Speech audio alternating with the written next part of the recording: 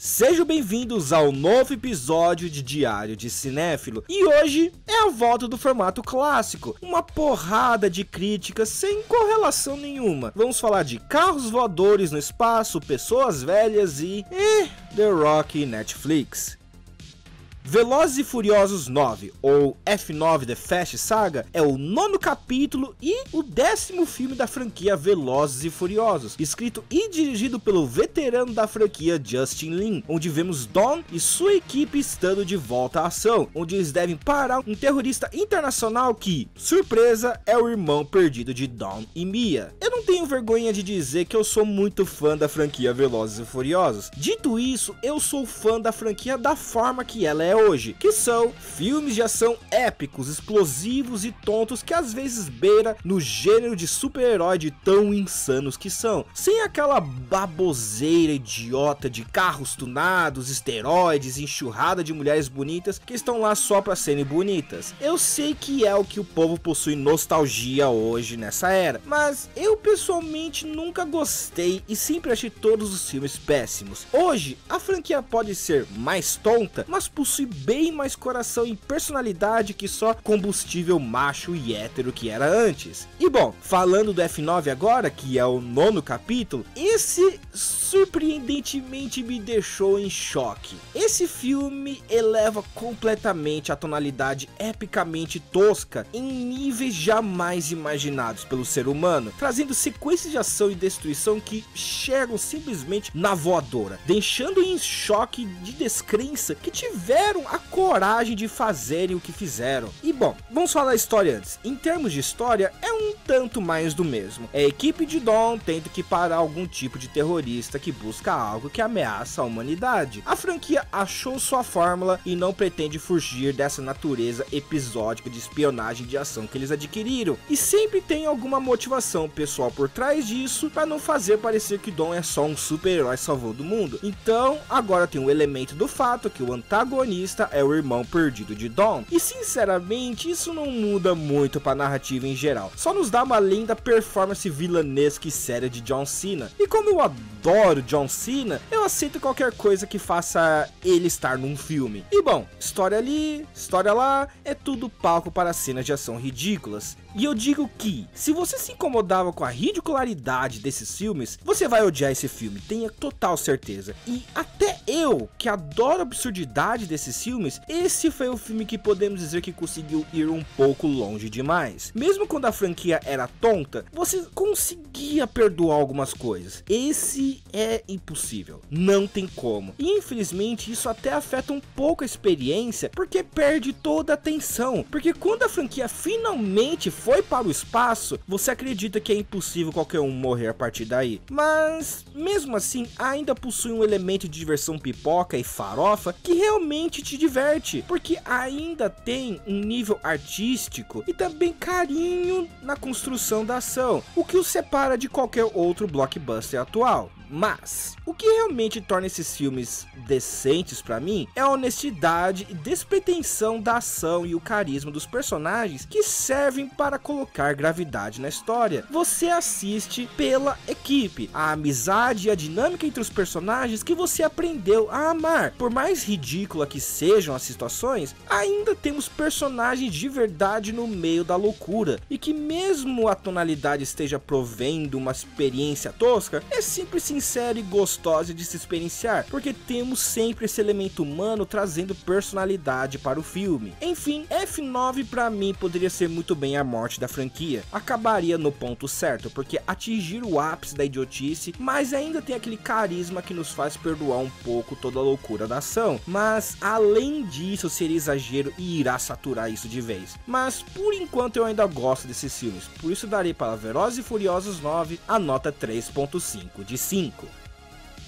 Old, ou Tempo, é o mais novo suspense do mestre bizarro M. Night Shyamalan, sobre um grupo de pessoas presas em uma área restrita de uma ilha que possui alguma força bizarra que os impede de sair, e também que os colocou em uma maldição que os envelhecerá aos poucos. Eu eu estava muito, mas muito animado para assistir Old. E eu sei que M. Night Shyamalan é um cineasta que divide as pessoas. E não digo que não é merecido. Durante muito tempo ele só entregava filmes ruins ou de tensão artística duvidosa. Mas, mesmo assim, ele é um dos meus diretores favoritos de todos. Ele é responsável por Corpo Fechado com Bruce Willis, que está no top 10 filmes favoritos meu. E tirando um ou dois filmes, até suas falhas são interessantes, criativas e um deleite de se analisar. E agora que vi finalmente, posso dizer que Old é, na minha opinião, tudo que adoramos num filme ruim do M. Night Shyamalan. É bizarro, é desconfortável e possui um senso de humor um tanto irreal, só que com reviravolta do filme ser na verdade muito bom. Old é irrevogável prova que Shyamalan se aceitou e abraçou seu próprio estilo narrativo ao invés de tentar agradar a todos, e que nunca deixará de entregar histórias originais que são bizarras e nada ortodoxas, contadas de uma forma tão estranha que é quase fantasiosa, como se o mundo do M. Night Shyamalan vivesse com suas próprias regras. E Old é a coisa mais Shyamalan que eu já vi. É extremamente desconfortável, bizarro e ao mesmo tempo profundo e estranhamente cômico. É algo que só ele faria. O filme em seu núcleo é um suspense. É você observando esses personagens envelhecendo nessa misteriosa área dessa ilha, sem saber o porquê isso está acontecendo. E através disso você entende as batalhas e os problemas que cada um possui, como o amadurecimento e o tempo afeta diferente tipo de pessoas. Alguns aceitam a mortalidade e a finidade da vida, e outros não conseguem computar o inevitável fim, e também as diferentes formas que pode se chegar no fim da vida. Alguns morrem mais cedo, alguns morrem de velhice, alguns morrem de doença, outros de acidentes e incidentes. É um estudo bizarramente interessante sobre mortalidade que sabe ser ao mesmo tempo acessível e nada realmente depressivo, porque a forma que Shyamalan conta essa história não é muito séria ou dramática, como boa parte dos filmes dele. É um suspense que se permite também ser divertido de se assistir, e como eu disse, é Shyamalan. Nada na narrativa é convencional, você não faz ideia o que acontecerá, não faz ideia de como será o final, e a jornada toda possui essa tonalidade excêntrica que só ele sabe fazer dessa forma. E eu real adorei esse filme. Eu diria que é um dos melhores do Shyamalan. Eu só não digo que realmente amei, porque eu acho que o final não soube aterrissar. Porque eu acho que o final não soube aterrissar bem esse avião, porque apesar que teve um pouco do Shyamalan atual de finalizar uma história, mas o grande twist não é que nem fazia sentido, fazia bastante sentido e combinava com a temática da trama, mas a ideia não cabe na narrativa e na tonalidade da história, pareceu um tanto desconexo. Mas mesmo assim, eu real gostei de Old. É um desses filmes que fica com você, cutucando na sua cabeça mesmo depois de meses ter assistido. Não é pra todos, eu reconheço isso, mas mesmo assim eu gostei bastante. Por isso daria a nota 4 de 5 pra Old. Red Notice, ou Alerta Vermelho, é o mais novo blockbuster da Netflix, escrito e dirigido por Rawson Marshall Turber, onde um agente federal se encontra na situação que deve ajudar o maior ladrão de artes do mundo a realizar o maior roubo da história, com o fim de limpar seu nome que foi sujo por outra ladrão de arte. Red Notice me fez perceber uma coisa importante, que nunca tinha clicado na minha cabeça antes, que as plataformas de streaming como Amazon Prime ou Netflix possuem uma metodologia diferente na abordagem com blockbuster. Enquanto estúdios convencionais trabalham no espetáculo para fazer bilheteria no fim de semana, tendo que agradar críticos para incentivar as pessoas a pagarem ingressos, streaming apenas precisa de boca a boca, precisam dos views, independente se os críticos gostam ou não, só precisam de cliques. Então existe um esforço maior no marketing para atrair as pessoas, como se fosse a estratégia de marketing de um canal de YouTube. Então, o que você faz para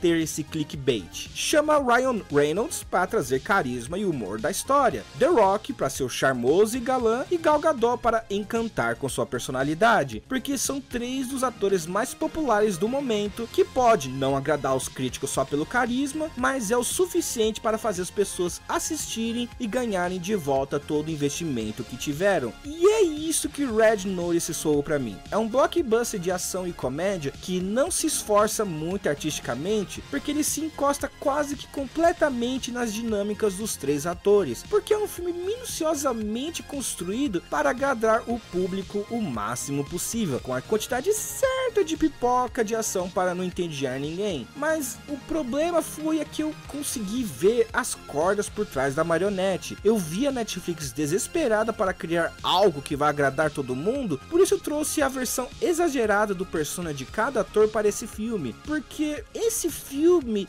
não possui nenhum objetivo ou personalidade própria. É uma história bem genérica enlatada de crime, com alguns reviravoltas para tentar ser um pouco mais interessante que só o básico, mas todo o filme, de resto, parece que não teve muito roteiro, e sim apenas diálogos improvisados pelo elenco, e o diretor apenas estava lá porque ele sabia filmar explosões e fim. E eu enjoei disso tudo estupidamente rápido. Com 1h10 de filme, eu já estava cansado e implorando para que esse filme acabasse logo, porque eu não fui hipnotizado por esse truque. Ter três atores que eu gosto bastante e seus carismas não é o suficiente para mim. Nenhum deles são reais personagens, são apenas o persona, e isso fez o filme arrastar de uma forma incrível, o que é uma pena, porque o filme não é necessariamente ruim, mas por ser 2 horas, é meia hora a mais que deveria ser nessa premissa. Enfim, Red Notice não é um filme ruim, mas é estupidamente medíocre e esquecível, e se eu não fizesse logo uma crítica desse filme, eu esqueceria tudo muito rápido. Então eu daria nota 2.25 de 5.